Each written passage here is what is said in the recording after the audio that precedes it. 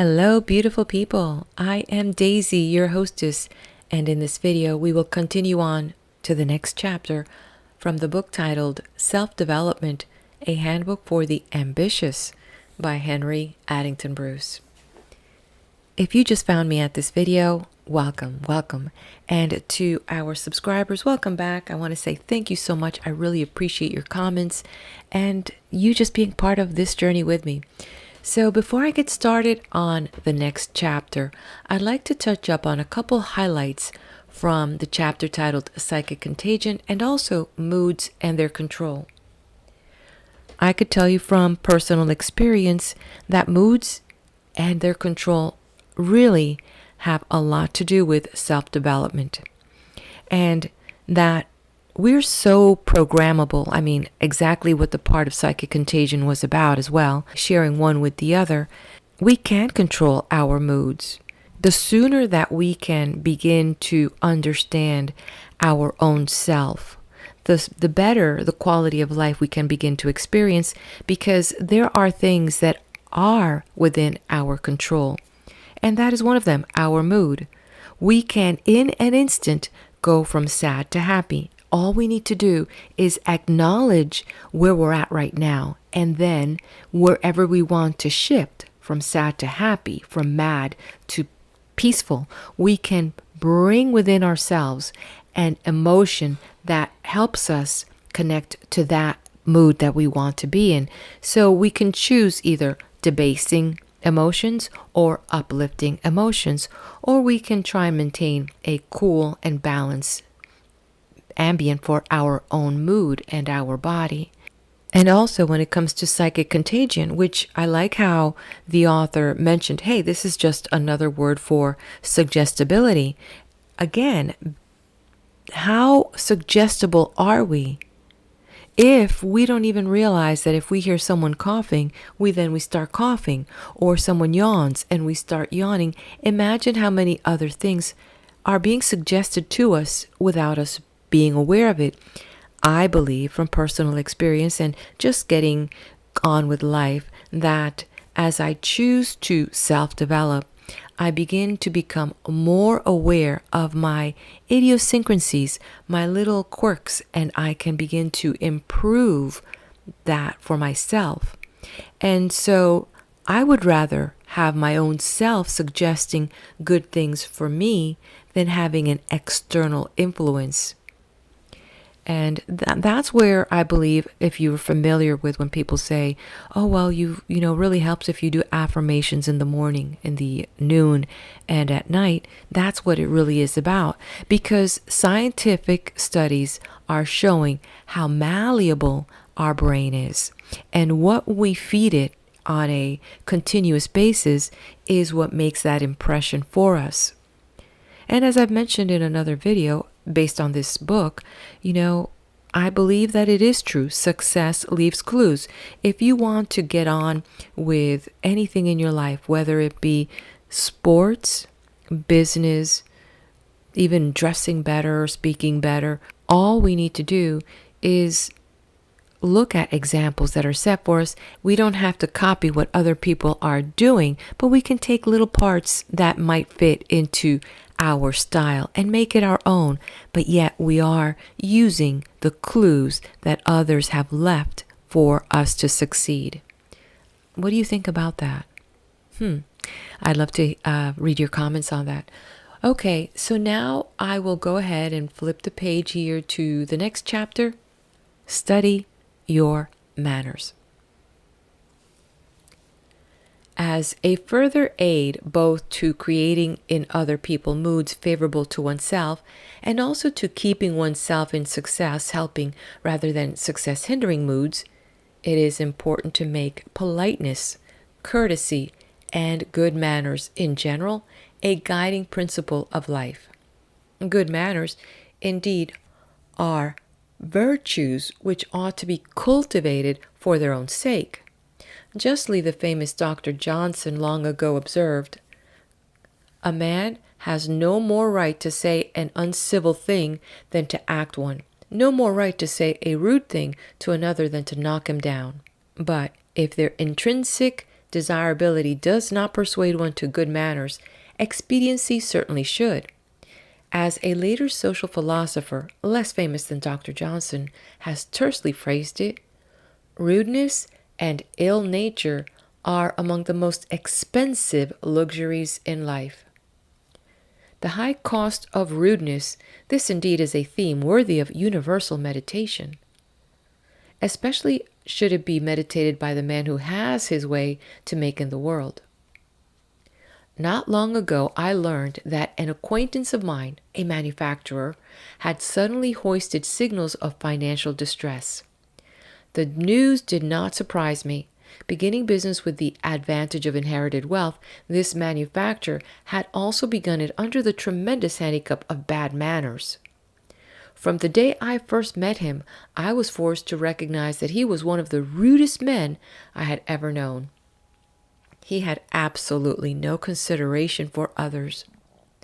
Aggressive, harsh, self-opinionated, he figuratively elbowed his way through life. Now, just as people resent being elbowed literally, so they resent being elbowed figuratively. They give elbowers of any kind a wide berth and become hostile to them. My manufacturer acquaintance made enemies from the start.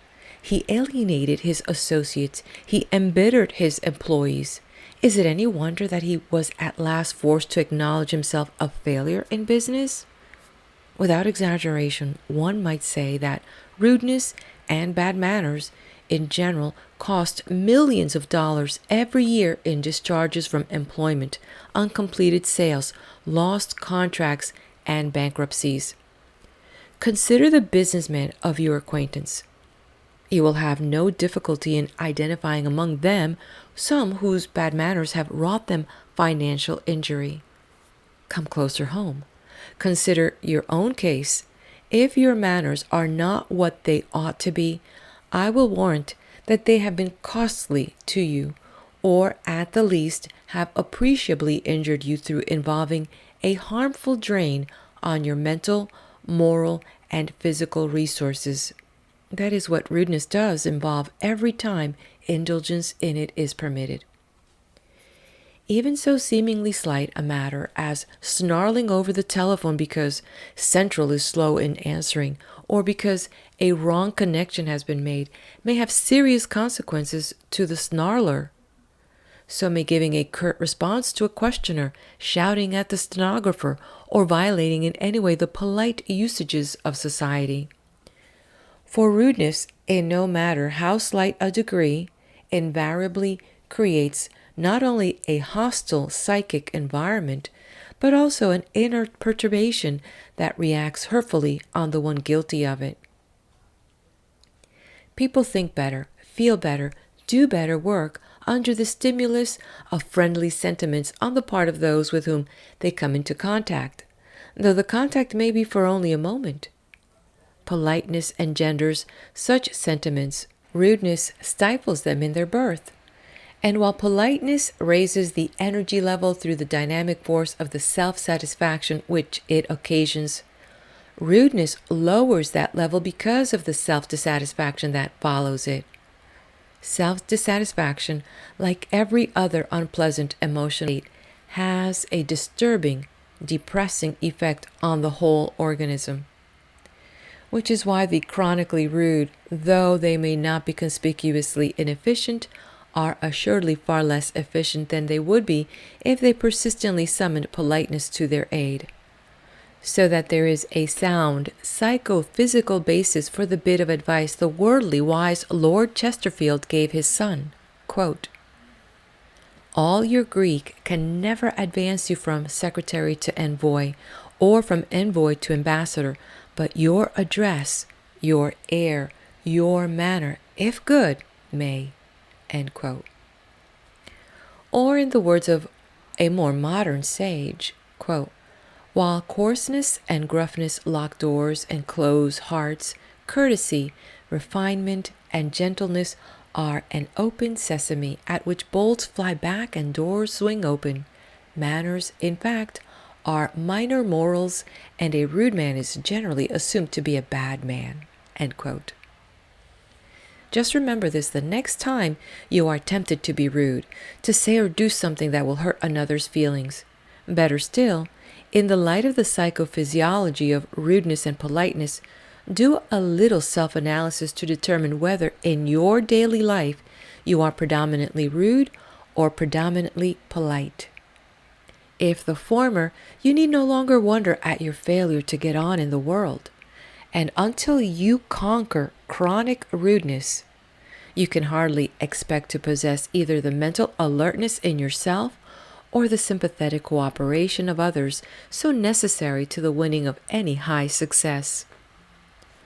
It may help strengthen your determination hereafter to be mannerly if you will consider the reactions produced in yourself by certain sadly common lapses from good manners. For example, standing in line, waiting to be served at railway ticket office, theater box office, or bank teller's cage. You are instantly resentful if a newcomer contrives to secure attention out of his turn. You glare wrathfully at the offender, who has craftily wormed his way a few paces ahead of you or boldly seized a position at the very head of the line. Angry thoughts surge into your mind. Contemptuous epithets form on your tongue. Rightly, you feel tricked and cheated. A similar feeling takes possession of you if, waiting in a crowded anteroom, you are forced to wait still longer because another, who has arrived much later, claims precedence over you. Your patience, already severely taxed by the delay in seeing the person you have come to see, is transformed into fuming impatience. You have no words to express your opinion of the interloper and of the one who has unduly favored him. So, too, you chafe if kept waiting by the non-arrival of someone who has made an appointment with you for a stated time. Every minute he postpones his coming adds fuel to your indignation. An unpleasant reaction is likewise produced by the man who bumps and jostles you, or mayhap walks on your heels as you're entering a streetcar on your way home from work. No doubt, he has the excuse that it is the rush hour, but you heatedly tell yourself, and possibly you just as heatedly tell him, that this is really no excuse for lack of consideration for others. Nor do you think much better of the man who verbally bumps into you in the course of a conversation by incessantly interrupting whatever you have to say. He is unpardonably rude, your verdict runs, twin brother of the talk monopolist who would keep every conversation one-sided. Irritation again possesses you if anyone to whom you are talking shifts and fidgets and looks away while you speak. He may be a victim of nervous restlessness, but inwardly you accuse him of inattention, of gross indifference to your ideas and opinions. Such are your own reactions to slights put upon you. From personal experience, you know how true this is, and how painful even trivial indignities may be. Let me then remind you that this is precisely the way the other fellow feels if you inflict these indignities on him. Do you not now appreciate a little more keenly the importance of cultivating good manners? And with good manners, I would add, you should also make it a point to cultivate tact. Indeed, if you do cultivate tact properly, you will of necessity improve at the same time as regards manners. Just what does it mean to say that a person lacks tact? You may ask, with an inquirer who wrote to me recently. And precisely what ought a person to do about it if he does lack tact? To the first part of this inquiry, I cannot answer more illuminatingly than in the words of an old English essayist. His humorous description of a tactless man tells so much in little space that it ought to be universally known. The tactless man, the essayist points out, will be perpetually coming to grief in one way or another. More specifically, quote, if he is entertaining guests, he will abuse the grandmother of the most influential man at his table. If he dines out, he will ask for fish twice, in spite of the waning proportions of the cod and the indignant glances of the lady of the house. As a letter writer, he shows a curious infelicity in his style. To a subordinate, he will write with undue familiarity or an air of ridiculous assumption. to an equal with a smack of arrogance. The oddest rays of comfort will gleam across his letters of condolence, while his congratulations will partake of a somewhat funereal character. In addressing members of those worldwide families, he will not be particular as to the Y in Smith or the P in Thompson. Thus, the basic defect of the tactless man is that he never stops to think of the effect of what he says and does on other people's feelings. Necessarily, he can never be a popular man. Necessarily, too, his tactlessness is a real handicap on his success in whatever business he has chosen for his life work. For through inadvertence, he is certain to be continually saying and doing things that give offense to others. If he is an employer, he will thereby alienate the sympathy and loyalty of his employees. If he is a salesman, he will unconsciously build up a barrier between himself and prospective customers. No matter what his vocation, if it is one that brings him into frequent contact with his fellow men, his lack of tact is certain to hold him back. The remedy is obvious. It consists in self-training to put one's self habitually in the other fellow's place. Even in the smallest of matters, as in the matter of spelling a man's name correctly, referred to by the essayist, this putting oneself in the other fellow's place should be practiced. Always the question should be mentally asked: if I were written in this way, or spoken to in this way, would it hurt my feelings? Then action should be taken in accordance with the self-given answer. After a time, self-questioning of this sort will no longer be necessary. The tactless man, without knowing it, will have transformed himself into a tactful one and a man of excellent manners. And when the transformation is complete, he will make an astonishing and pleasing discovery. He will discover that he has many friends where before he had few, that life is vastly more enjoyable to him than it used to be, and that in his business affairs he is infinitely more successful. One thing more. Carefully avoiding rudeness and tactlessness in speech, be particularly zealous to conquer any tendency you may have to abusiveness in speech. Somebody has well described abusive words as mental boomerangs. They may at times hit the mark against which they are hurled, but they are much more likely to fly back and hurt the person hurling them. Nay, it is possible to say more than this. With confidence, it may be affirmed that abusive words are always more damaging to the abuser than to the person or objects abused. They affect the abuser adversely in many ways. For one thing, the violence of his language at once brings into question the soundness of his judgment. For another, it drives friends from him, in terror lest his abusive tongue may someday be turned against them. Besides which, character defects multiply with a tendency to be abusive. This phase of the case is well stated by the ethical culture lecturer Alfred W. Martin when he says, quote, "The temptation to indulge in vituperative epithets is strong and subtle, but it is always a positive detriment to the progress of truth and to the moral development of him who yields to it.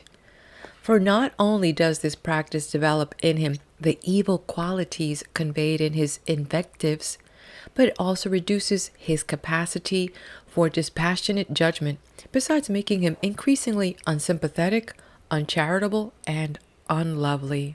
End quote. Footnote from Psychic Tendencies of Today. End footnote. Call to mind your own acquaintances. If there is one among them addicted to abusiveness, and if you know his personal history, you will appreciate how true this statement is. You will recall that, in younger days, he was more broad-minded than at present, more sympathetic, more alive to the good that is in men and to the beauty of life. He could smile without a touch of sarcasm in the corners of his lips. He did not forever go about looking for things to snarl at, men to sneer at. But even then, He was inclined to speak intemperately of men and things that he disliked. Gradually, this habit grew. With its growth, as you now plainly perceive, there was a gradual poisoning of his whole character. Today, he is not a man you admire. You deplore his bitterness of mind and hardness of heart, ugly products of the vice of abusiveness. Be warned by what has happened to him. If you let yourself become abusive, you may be sure that you will change as he has changed, and in time become a lonely, hard, unhappy man. You may have occasion to criticize, perhaps even to condemn, but never let your criticism or condemnation be vituperative. Set yourself on record by well-reasoned, carefully worded statements of belief, not by the facile, dangerous, unreasoning method of abusive words. Abuse seldom carries conviction to other minds. It tends rather to create sympathy for the object of the abuse. In this way, many men and causes have actually profited by the hard names they have been called. But those resorting to abuse do not profit. In some fashion, there is always a reaction that is harmful to them.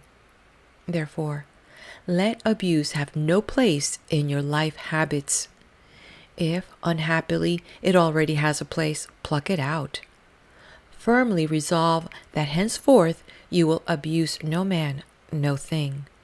Stick to this resolution, and you will find yourself expanding mentally and morally as you have not done since first you fell into abusive ways. End of chapter. Heavy, isn't it? All right, my dear one, please do hit that like button. If this content may be useful to someone you know, please do share it with them. Let's stop this abuse of words that we may have with each other. All right, let's head over to the next video where I will be there waiting for you with the next chapter titled Dream and Do.